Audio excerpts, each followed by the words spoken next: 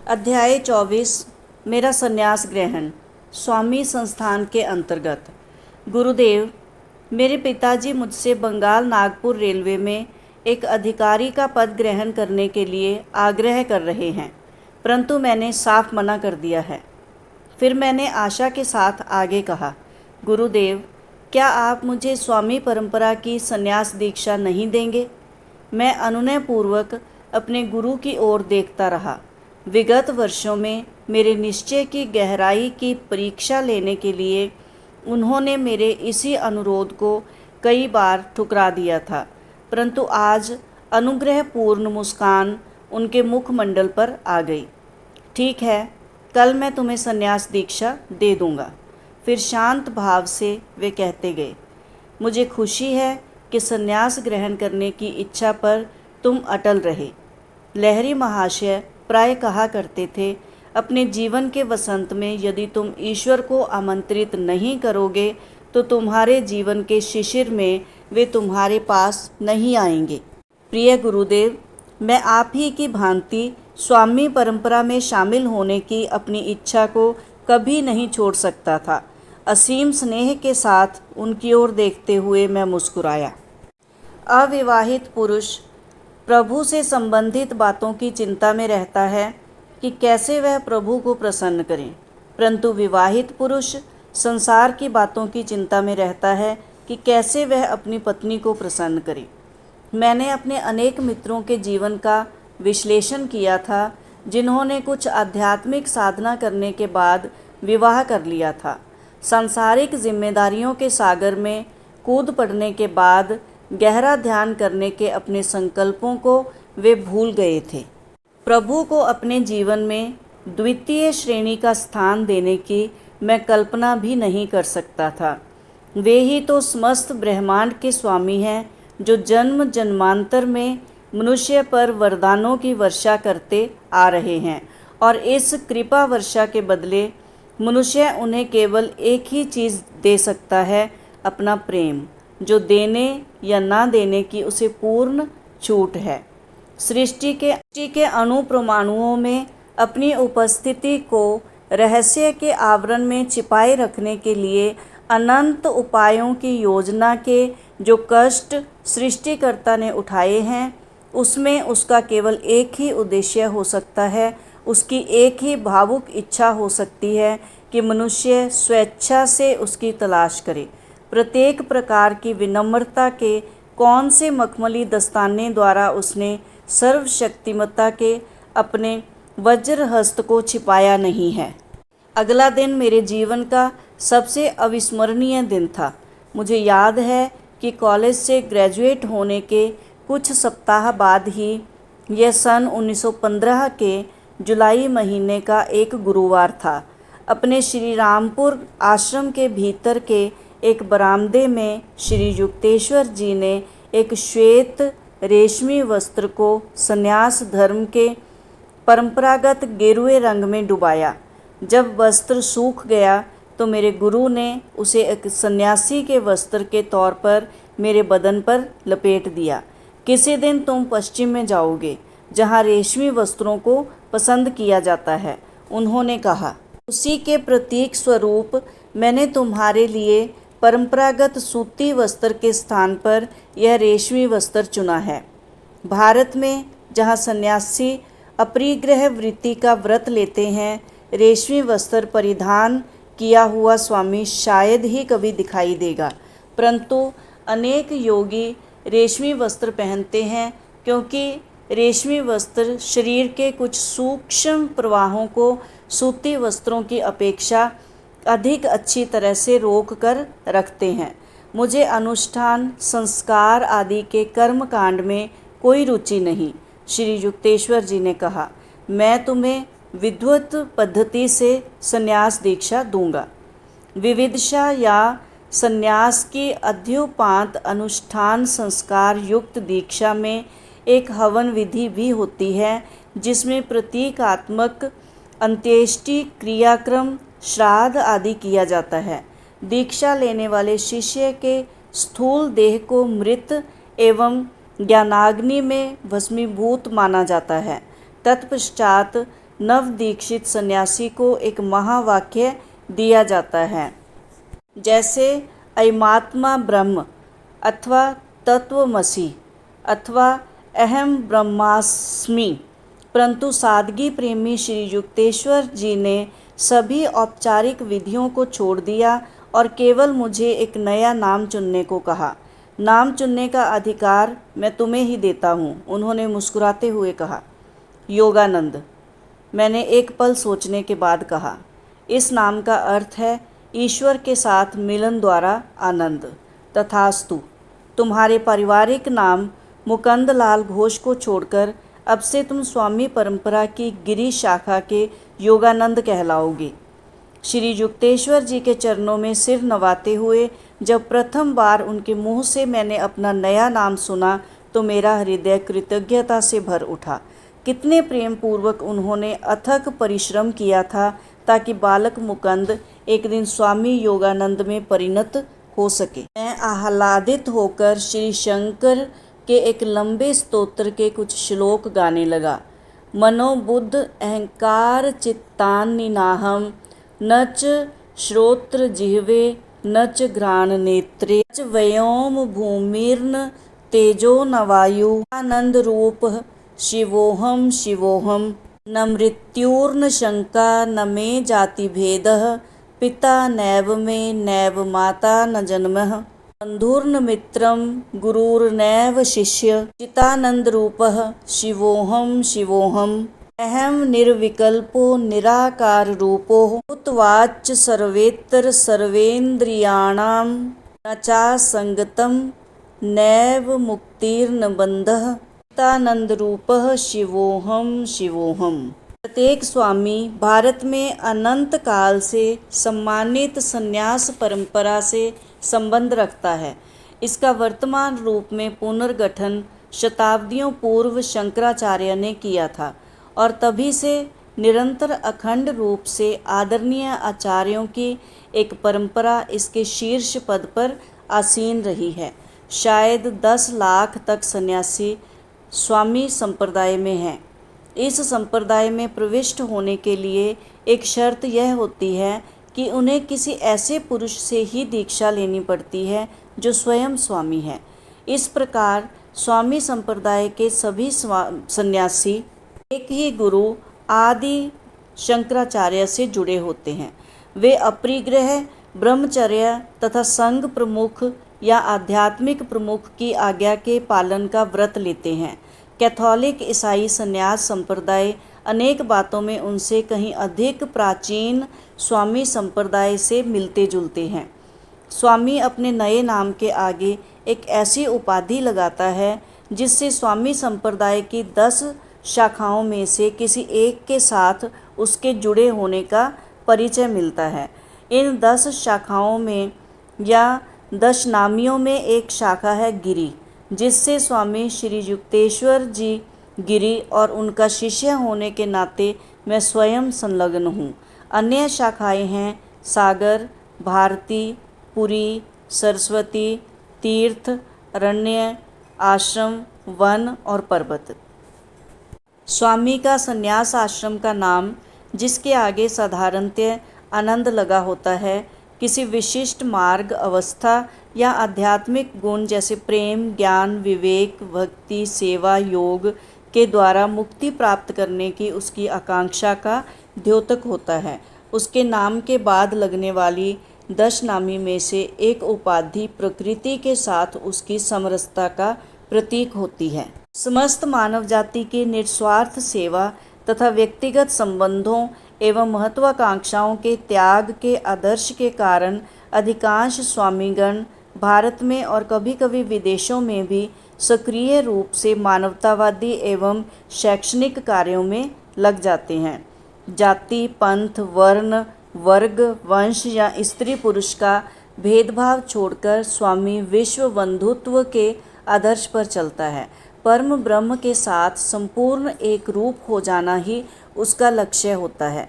सोते जागते अपनी चेतना को अहम ब्रह्मास्मि के विचार से सराबोर करता हुआ वह संपूर्ण तृप्ति के साथ संसार में विचरण करता है, परंतु संसार की किसी भी बात में लिप्त नहीं होता।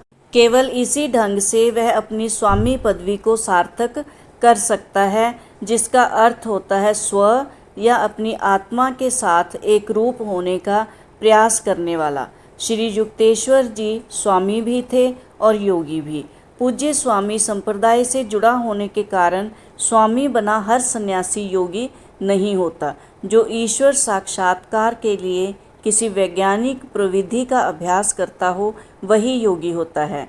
वह विवाहित भी हो सकता है और अविवाहित भी, सांसारिक जिम्मेदारियों को निभाने वाला भी हो सकता है या विशिष्ट धर्म संप्रदाय से संबंध भी अन्य विज्ञान की तरह ही योग विज्ञान का भी किसी भी देश और काल के लोगों द्वारा प्रयोग किया जा सकता है। कुछ अज्ञानी लेखकों का यह प्रतिपादन पूर्णतः गलत है कि योग साधना खतरनाक है या पाश्चात्यों के लिए ठीक नहीं है। यह खेद की बात है कि इस गलत प्रतिपादन ने योग साधना के अनेक सच्चे और उत्सुक आकांक्षियों को उसके बहुमुखी लाभ को प्राप्त करने के प्रयास से विमुख कर दिया। योग साधना विचारों के स्वाभाविक कोलाहल को शांत करने की एक पद्धति है। विचारों का यह कोलाहल सभी देशों के सभी मनुष्यों को समान रूप से अपने मूल आत्मस्वरूप की झलक देखने से वंचित कर देता है। स्वास्थ्यप्रद सूर्य प्रकाश की भांति ही योग साधना भी पौर्वात्य और पाश्चात्य लोगों के लिए समान रूप से लाभदायी है। बहुतांश लोगों के विचार अशांत और चंचल होते हैं, अतः मन नियंत्रण के विज्ञान योग साधना की आवश्यकता स्पष्ट है। प्राचीन ऋषि पतंजलि योग की व्याख्या इस प्रकार करते हैं: चित्त में एक के बाद एक उठती ही रहने वाली लहरों को शांत करना। उनका संक्षिप्त परंतु अत्यंत ज्ञानयुक्त ग्रंथ योग सूत्र हिंदू षड दर्शन में से एक है। पाश्चात्य दर्शनों के विपरीत हिंदू षड दर्शन में न केवल सैद्धांतिक तत्वावलोचन बल्कि व्यवहारिक प्रणालियों का भी समावेश है। तत्व मीमांसा में सामने आ सकने वाले प्रत्येक प्रश्न का गहन विचार करने के पश्चात हिंदू शास्त्र 6 निश्चित मार्ग बताते हैं, जिनका उद्देश्य हमेशा के लिए दुख मुक्त होकर अक्षय आनंद की प्राप्ति करना है। उत्तरकालीन उपनिषद कहते हैं कि 6 दर्शनों में से योग सूत्र में ही सत्य की प्रत्यक्ष अनुभूति करने की सबसे प्रभावी पद्धतियां हैं। योग की व्यवहार योग्य प्रविधियों के अभ्यास से मनुष्य कल्पना के बंजर प्रदेश को हमेशा के लिए पीछे छोड़कर परम तत्व की प्रत्यक्ष अनुभूति करता है। पतंजलि की योग पद्धति अष्टांग योग के नाम से जानी जाती है। इसके 2 अंग हैं। पहला यम, नैतिक सदाचार, अहिंसा, सत्य, अस्तेय, ब्रह्मचर्य और अपरिग्रह का पालन, और दूसरा नियम, धर्माचरण, शौच, संतोष, तप, स्वाध्याय और ईश्वर प्रणिधान। इसकी अगली सीढ़ियां हैं आसन, स्थिर सुखमासनम, मेरुदंड सीधा और ध्यान के लिए आरामप्रद अवस्था में निश्चल शरीर, प्राणायाम और प्रत्याहार। आखिरी सीढ़ियां योग के प्रत्यक्ष अंग हैं: धारणा, मन को एक ही विचार पर एकाग्र करना, ध्यान और समाधि। योग का यह अष्टांग मार्ग साधक को कैवल्य के अंतिम लक्ष्य पर पहुंचा देता है, जिसमें योगी किसी भी बोध शक्ति की पहुंच से परे के सत्य को जान लेता है। यह प्रश्न मन में आ सकता है कि कौन बड़ा है, स्वामी या योगी? जब ईश्वर के साथ एकता स्थापित हो जाती है तब विभिन्न मार्गों के भेद अपने आप ही समाप्त हो जाते हैं। परंतु भगवत गीता में कहा गया है कि योग शास्त्र की पद्धतियाँ सर्वसमावेशक हैं। पद्धतियाँ केवल विशिष्ट प्रकार के या विशिष्ट स्वभाव गुणों वाले व्यक्तियों जैसे संन्यस्त जीवन की ओर झुकाव रखने वाले अत्यंत कम लोगों के लिए ही निर्धारित नहीं है। योग साधना के लिए किसी विशिष्ट संप्रदाय के साथ औपचारिक तौर पर जुड़े रहना भी आवश्यक नहीं है। योग विज्ञान उस मूलभूत आवश्यकता की पूर्ति करता है जो सबके लिए एक समान होती है, अतः यह सबके लिए समान रूप से लागू होता है। सच्चा योगी अपने कर्तव्य का निर्वाह करते हुए संसार में रह सकता है।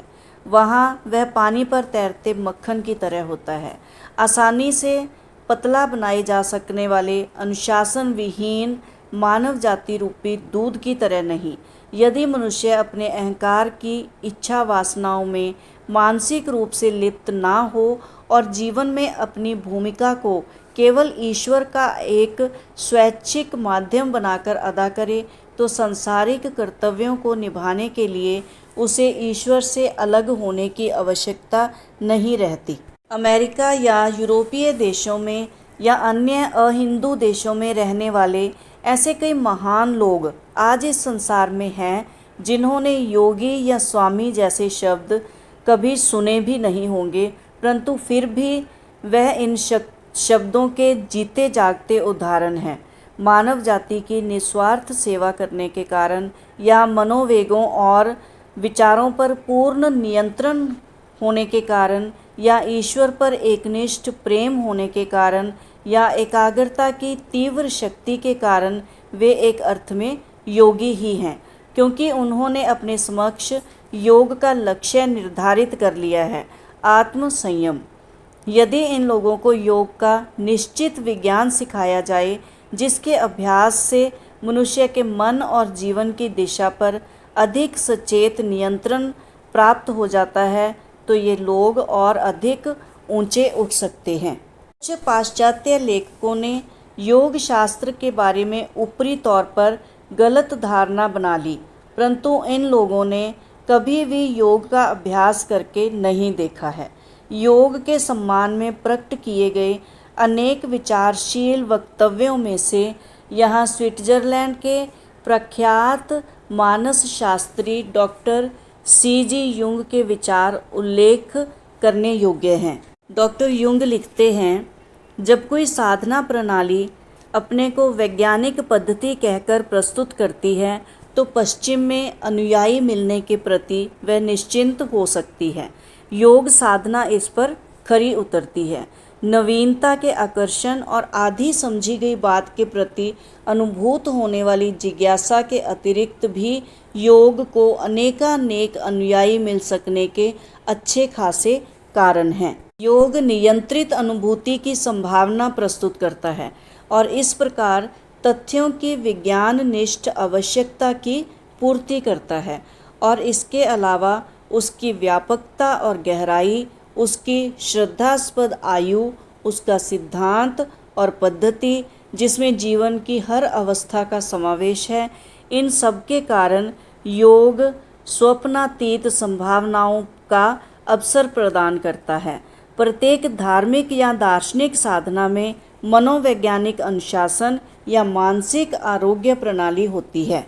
योग की विशुद्ध शारीरिक बहुविध पद्धतियों में शारीरिक आरोग्य भी शामिल है, जो साधारण व्यायामों या श्वास व्यायामों से कहीं अधिक श्रेष्ठ है, क्योंकि ये न केवल शारीरिक और वैज्ञानिक है बल्कि आध्यात्मिक भी है।